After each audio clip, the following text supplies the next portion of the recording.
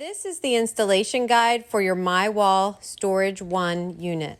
Prior to installation, you will need a few tools: level, tape measure, stud finder, drill, pencil, and your choice of wall mounting hardware dependent on the surface you will be mounting the myWall on. Ensure that all parts are included for your myWall installation. Lay your myWall panels face down on a clean floor. Place both top and bottom sections next to each other, top to bottom.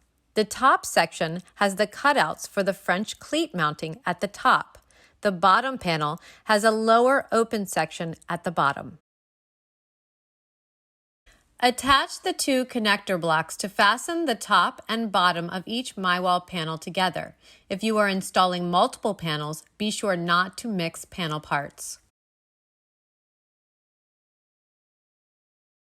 Locate metal or wood stud locations on the wall used for mounting. Make sure you check for plumbing or electrical locations within the wall.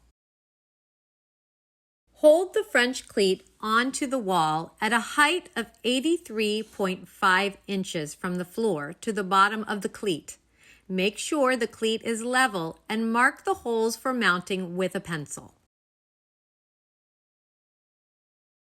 Secure the French cleat to the wall with your desired mounting hardware. Never have the cleat mounting to only drywall. Always have it mount direct to a stud or into concrete, and make sure your cleat mounts level. Lift and hang your panel onto the French cleat.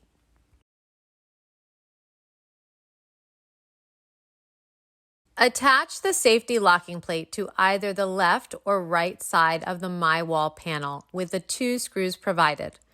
Only one locking plate is needed per myWall panel.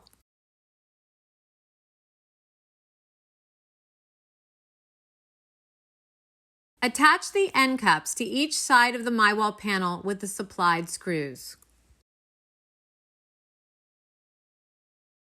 Now attach your accessories as you want them and enjoy.